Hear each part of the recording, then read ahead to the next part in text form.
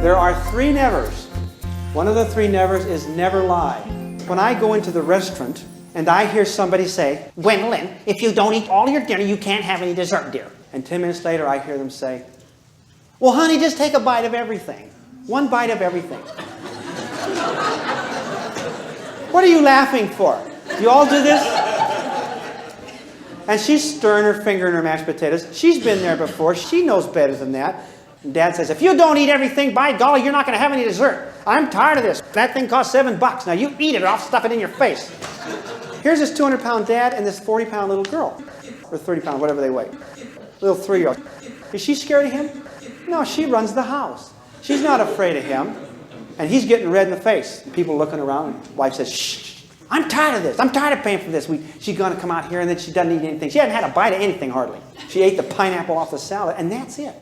You eat that, you little Dickens, or I'm going to reach over and pinch him or something. Okay? You hear me? We mean it this time. We mean it this time.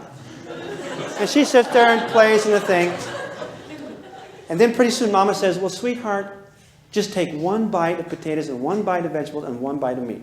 And then you can have dessert. She said, no. Who's running the house? Does she know about this? Well, now what did Dad say? If you don't eat everything, you can't have dessert. Does she believe that? Then Dad must be a liar. Is that right? The waitress comes and says, are you through, sweetheart? Yes. Mom says, well, take it. And guess what? Does she get dessert? Absolutely. Maybe 2. She gets dessert. Yes, yes. She probably gets Dad's dessert too. Okay? I mean, this kid runs the whole house. Now, what Mom and Dad are teaching that child is that what we say doesn't matter. You should never, ever, ever, ever lie. Don't ever compromise or negotiate consequences. If you tell this child, you need to do your work, I know the kids are coming, you want to go to the beach, it's a beautiful day, etc., etc. It's Monday now, on the board here, you got to do all these chores, and if you don't get them done, honey, you can't go. So as soon as your chores are done, you can go. Well, she fiddle-dinks along Monday, Tuesday, Wednesday, right? You got kids like this? And you're starting to think, oh golly, you know, and you can't stand it, you mothers, okay? You call it, you know, reminding. What do they call it? Nag. You know? They've told you. Okay. So what happens is you're reminding, you can't stand it, and all you are is a pest. But now you've gone to this course, and you're not going to say anything all week, because they told you don't nag, because it doesn't do any good. And so nothing happens, nothing happens, nothing happens, and come Friday, she stays out late, and then she says, Mama, don't worry about it. I can handle it. I'll get all the bathrooms done and the vacuuming done and the dishes done and everything before noon. Well, she doesn't wake up. And Mama has decided not to rescue, not to get into this, because you think she would really appreciate it if you went and woke her up anyway? No. So Mom just lets her sleep. And about 10 o'clock, she wakes up in a panic, because she's got all this work to do. The kids are all there. And now she wants to make a deal. You know Monty Hall? She wants to make a deal. And guess what she says? Oh, Mom, here they come. And if you let me go, I promise, finish it.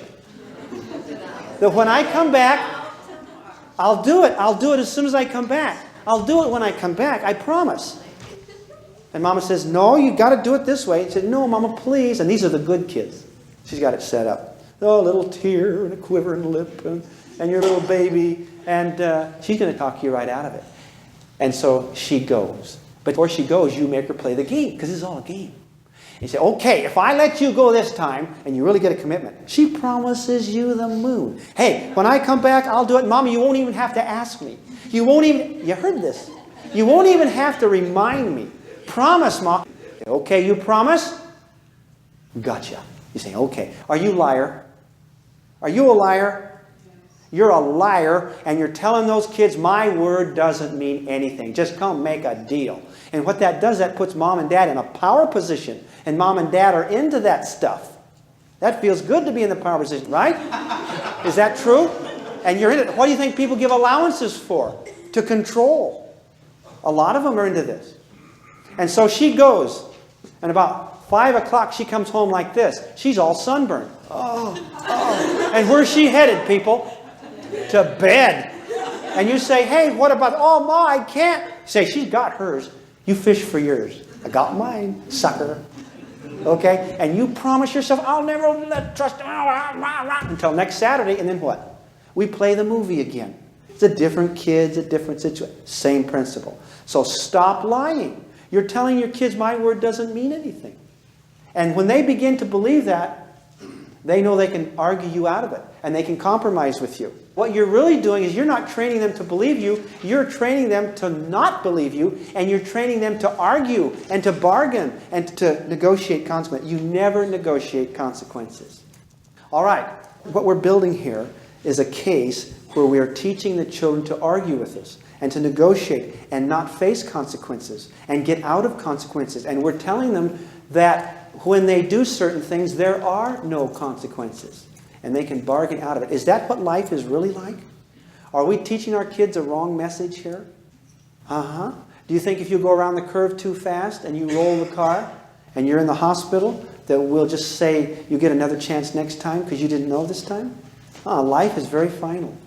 And so these children have got to understand that mom and dad never lie. Now, don't just go out and say, no. Know what you're doing. They say, can I go to some place? You say, well, what are the circumstances? I got to think about it. They try to catch you off guard. And you say, well, what about this? Give me some data. Well, I think this, and I think that, and I think this.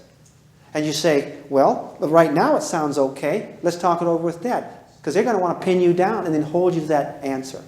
You say, right now it sounds okay, but you leave yourself an escape clause, and you say, we'll talk about it later, and I'll give you a final determination after I've collected more data and have a chance to think about it. Does that sound okay or not?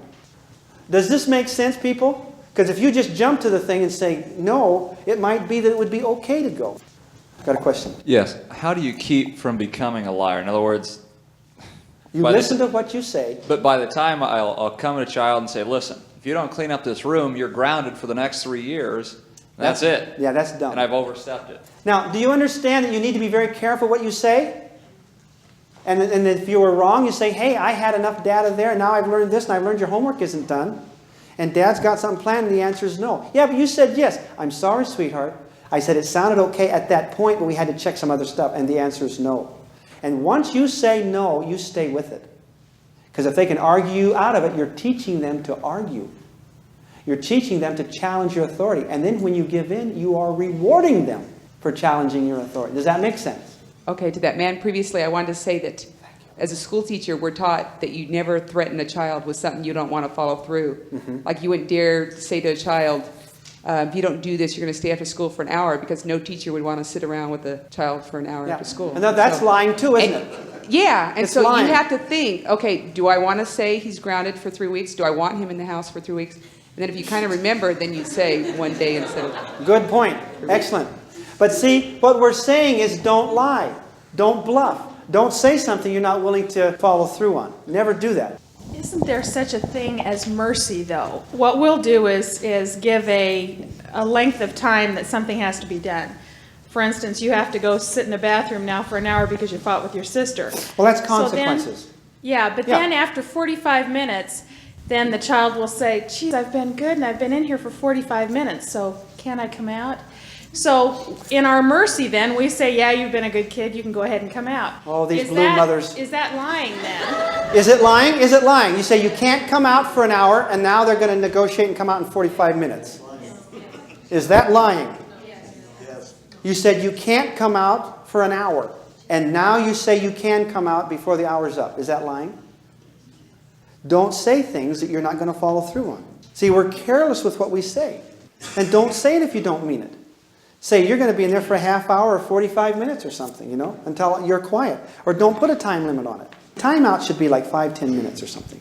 These big, long timeout things are not what you put.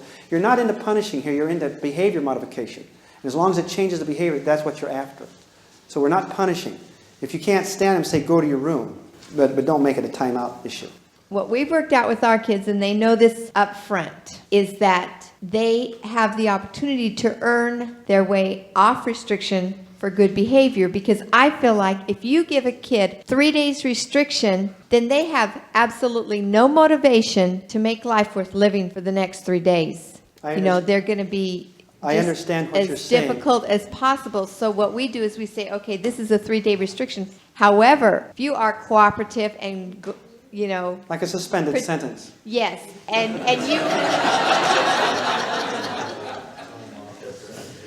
probation. Because see, then they have a motivation to say, okay. Well, that's I just will setting up accept different. this. You've got the condition in there. You say it's 3 days, but on good behavior, this is what will happen. That's part of your, that's not a lie. So that's not lying. No, if when you get it set up, but if I tell a kid you can't go because your room isn't clean, and then I let that kid go, I'm destroying my credibility. Now there's a difference here, and you know the difference. And each situation is different. I can't judge on what's right or wrong for you, but you've got common sense and you know what's a lie. And you know what's misleading, and you know what's chickening out. And if you chicken out, you show them you're chicken outable, then they're going to go right for the jugular. And they're going to be arguing with you, and every time you give in, you have rewarded them for arguing and fussing. That means exactly what it says. Be truthful. Don't say you're going to do stuff you don't intend to do. And when you make a rule, that is it. Now, you can change rules, but it's done in a proper administrative way. You do it in family council, and there's talking about it, and there's debate, and you suspend a rule. But when that rule is enforced, that's it. So tell the truth. And stop bluffing. Stop trying to intimidate, because they see right through you. And that's part of your problem, is they don't believe what you say. In fact, I will hear people say things like this. How come I told you no 4 times? And now you've asked me another time. Well, Mama, because now I've told you no 5 times. What's the matter with you? You got brain damage? You don't understand what I'm saying? Well, we've conditioned the child to what? Not accept no. And we allow them to argue and to debate and to make a deal, right? And we have rewarded them for this. And all we do is set up a terrible arguing thing in our home. Because anytime you say no, they challenge it because they know that every 3 times, once out of every 3 times, guess what? You give in. Or they can talk you out of it. Or they can make a deal. And so that's it. Is that an important issue? What if your children knew that you never, ever lied? And that if you said, as soon as your work is done, you can go to the beach. And that was it. And you said it one time. And they know that that would never change. There might be some doubt about whether the sun's coming up. But Mama said no unless I get this done. And so I know that it's more sure that she will be truthful than that the sun come up. You hear me? Does that credibility? And when you say, I love you, does that take on credibility? And when you say, I'm angry at this and this is going to happen, does that take on credibility? And you're destroying your credibility when you lie. And I want to call it lie, because that's dramatic enough to where you pay attention to it. Okay? And I want you to wrestle with this, and I want you to feel bad about this, and I want you to go home and argue about it, and be mad at me about it. Okay? And then I want you to be honest about it. And I want you to make a decision in your life, in your relationships with people, that you will never, ever lie on this basis. Does that make sense? Very valuable, people. Powerful, powerful. And when my kid comes in and says, can I go to the rock concert? And I say, give me the data. It's over here, and it's over there, and it's over here, and it's over there. And I say, no, son. That's it. He knows that that will never happen. That there's not a prayer that he's going to go. Does this make sense? Okay, and that stops it right there. Yes? I was just curious to know, at what age is it realistic to expect a child to understand consequences? Well, let me put it this way, ma'am. Okay? They do this with rats. They do this with mice. And through rewards and punishment, we got a whole unit on behavior modification, which is very necessary for you to know about positive reinforcement and extinction and some of those things. How to extinguish behavior you don't want, how to shape behavior that's non-existent that you want to create. And all of that will have a whole unit on that. Now, they do this with rats and mice.